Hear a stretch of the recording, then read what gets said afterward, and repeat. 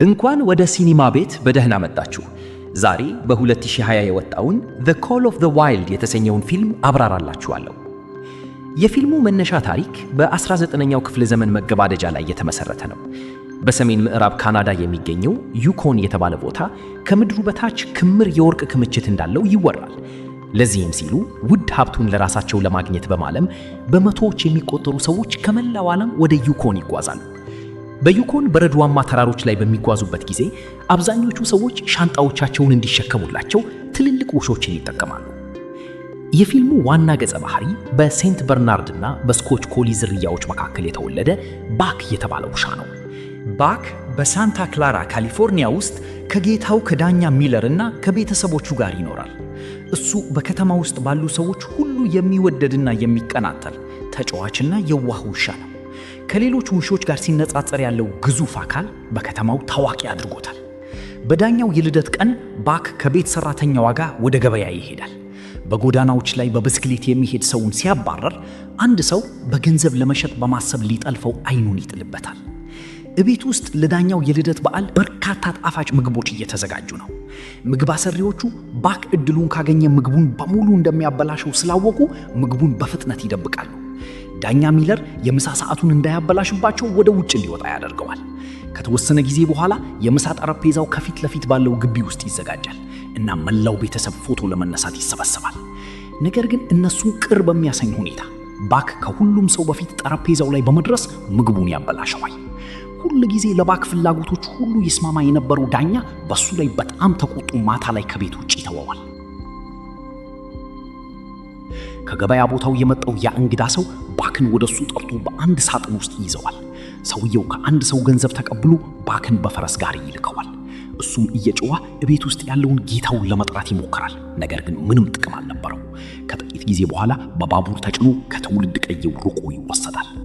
በማግስቱ ሳጥኑ በአንድ ሰው ይከፈታል። ባክ ለመሮጥ ይሞክራል፣ ነገር ግን ሰውየው መሬት ላይ ጥሎ ይደበድበዋል። ባክ መቃወም የበለጠ ጉዳት እንደሚያመጣበት ይገነዘባል። ስለዚህ በዝምታ ይቀመጣል። ከሱ ጎን በርካታ ሌሎች ውሾች በጓሮዎች ውስጥ ታስረዋል። ጓሮዎቹ ለባክ በቂ ስላልሆኑ ሰውየው በአንድ ምሰሶ ላይ አስሮት ወደ ውጭ ይወጣል። ባክ ገመዱን በጥሶ ራሱን ነፃ ለማውጣት እድሉን ይጠቀማል። በፍጥነት ወደ ውጭ ይሮጣል።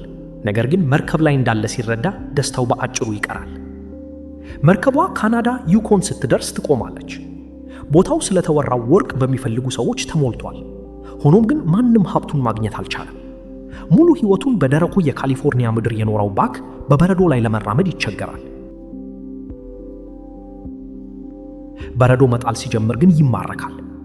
አንገቱ ላይ የታሰረውን ገመድ በጥሶ በተጨናነቀው ቦታ ላይ በደስታ ይሮጣል። ከትውልድ ከተማው በተለየ እዚህ ያሉ ሰዎች ባክ ሲጋጫቸው ይበሳጫሉ። ወርቅ ከሚፈልጉት በርካታ ሰዎች መካከል ጆን ቶርተን የተባለ አዛውንት ይገኝበታል። ባክ በአጋጣሚ ከጆን ጋር ይጋጫል። ነገር ግን እንደ ሌሎቹ ሳይሆን ሰውየው አይሰደበውም። ባክ ሰውየው አፉ ላይ የሚነፋውን የሙዚቃ መሳሪያ ሃርሞኒካ እንደ ጣለ አይቶ ይመልስለታል። ጆን በባክ ብልህነት ይደነቃል። ነገር ግን ሊያነጋግረው ከመቻሉ በፊት የባክ ባለቤት ይዞት ይሄዳል። በመቀጠል ባክ ከሌሎች ውሾች ጋር ለመሸጫነት ይቆማል። ከሁሉም የበለጠ ትልቅና ከባድ ውሻ እሱ ነው። ጓደኝነት ለመመስረት ይሞክራል። ነገር ግን ውሾቹ ፍላጎት ያላቸው አይመስሉም። ከዚያም ፔሮ የተባለ ፈረንሳዊ ካናዳዊ የፖስታ መልእክተኛ በዩኮን ፖስታ ለማድረስ ለሚጎተተው የበረዶ ላይ ጋሪ ስሌድ ባክን ይገዛዋል። ባክን ለባልደረባው ፍራንሷ ያሳየዋል። ፍራንሷም እነሱ ከፈለጉት ውሻ የበለጠ ትልቅ መሆኑን ይነገራል።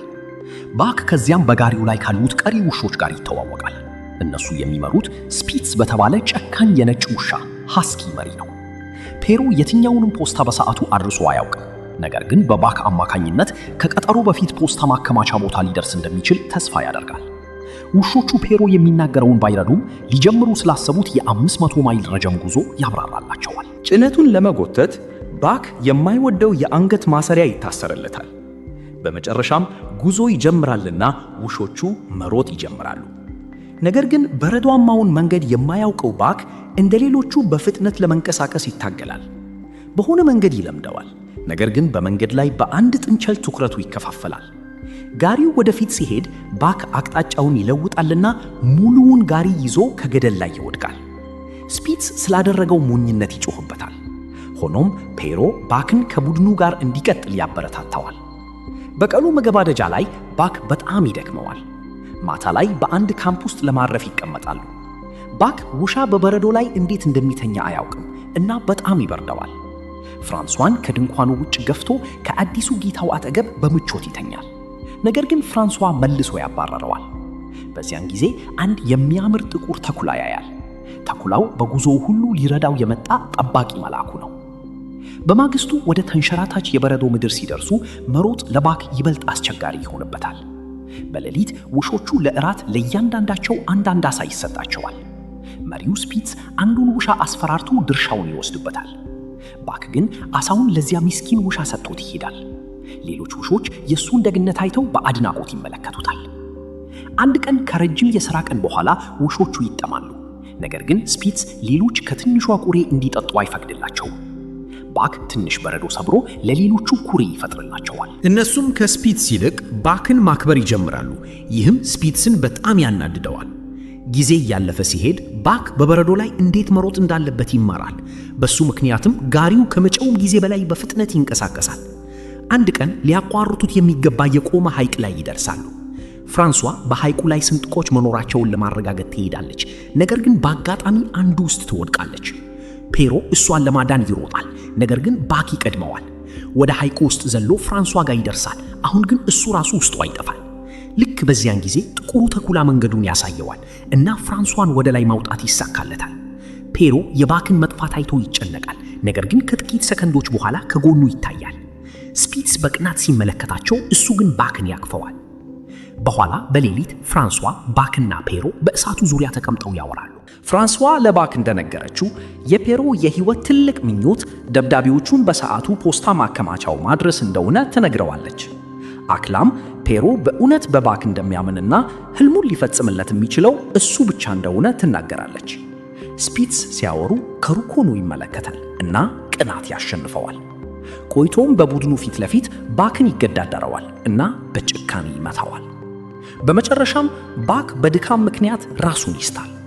ቡድኑ ስፒትስን ለመጋፈጥ በጣም ፈርቷል። ነገር ግን አንድ ውሻ ባክ ተነስቶ እንዲዋጋ ይጮህበታል። ባክ ድምፁን ሰምቶ ለመመከት ቆርጦ ይነሳል። በጥቂት ሰከንዶች ውስጥ ስፒትስን መሬት ላይ ይጥለዋል። ስፒትስ በዝምታ ከቡድኑ ሲወጣ፣ ሌሎቹ የባክን ማሸነፍ ያከብራሉ። ጌቶቻቸው በማግስቱ ሲነቁ ስፒትስ እንደጠፋ ያገኟታል። ተጨማሪ ጊዜ ሳያባክኑ ጉዟቸውን ለመቀጠል ይወስናሉ። ባክ እንደ አዲሱ መሪ ከቡድኑ ፊት ለፊት ይመጣል። ነገር ግን ፔሮ ሌላ ውሻ እንዲመራ ይፈልጋል። የአንገት ማሰሪያውን በሌላኛው ውሻ አንገት ላይ ለማሰር ይሞክራል። እሱ ግን ለመቀበል እምቢ ይላል። ቡድኑ ቀድሞውንም ባክን እንደ መሪያቸው ተቀብለውታል።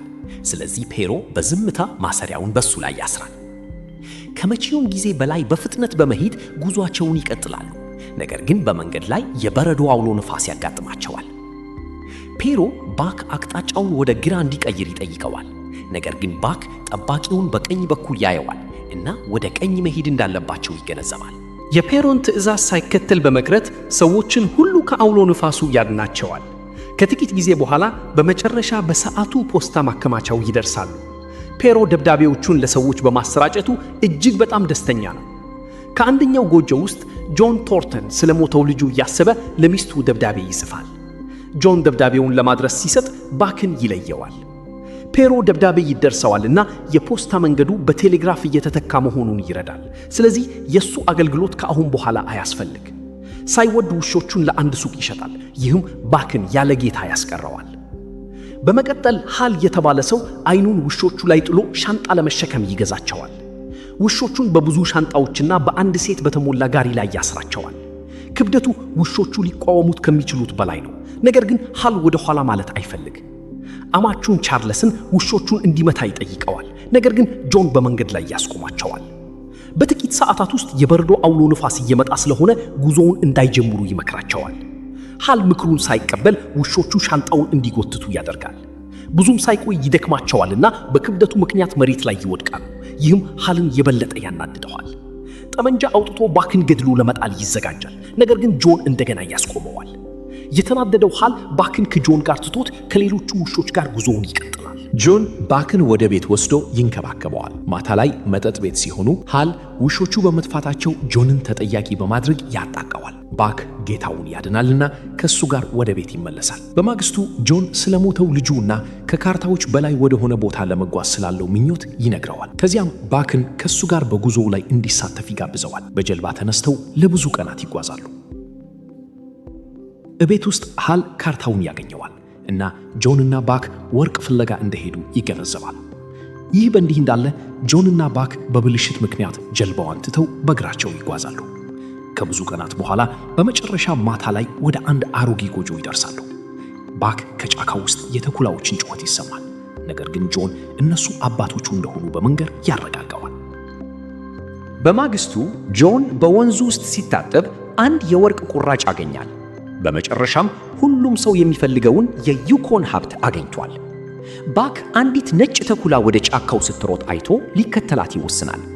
ከእሷ ጋር ጓደኛ ለመሆን ይሞክራል። እሷ ግን ፈርታ ትሮጣለች። በማግስቱ የተኩላዎቹን መንጋ ከሩቅ ሆኖ ይመለከታል። አንድ ተኩላ ለማደን ሲሞክር ወንዝ ውስጥ ይወድቃል። ነገር ግን በባክ አማካኝነት በመጨረሻው ደቂቃ ይድናል። መንጋው በመጨረሻ ባክን እንደ ራሳቸው አድርገው ይቀበሉታል እና ወደ ቡድኑ እንኳን ደህና መጣህ ይሉታል። ባክ ከነሱ ጋር መቆየት፣ መጫወት እና ማደን ይጀምራል። በመጨረሻም ቤቱን አገኝቷል። ጆንም ያንን ያያል። ባክን ከቤተሰቡ ጋር ሲያየው ጆን ወደ ራሱ ቤት ለመመለስ ይወስናል። ለውሻው አሁን እንደሚለያዩ ያብራራለታል። ባክ ለጆን የመጨረሻውን ስንብት ካደረገ በኋላ በሐዘን ወደ መንጋው ይሄዳል። ነገር ግን በሌሊት ሃል ጆንን ያጠቃዋል እና ጎጆውን ያቃጥለዋል። እሱ የመጣው ጆንን ለመግደልና ለመበቀል ነው። ሁለቱ ሲታገሉ ጆን በሆዱ ላይ ይተኮሳል።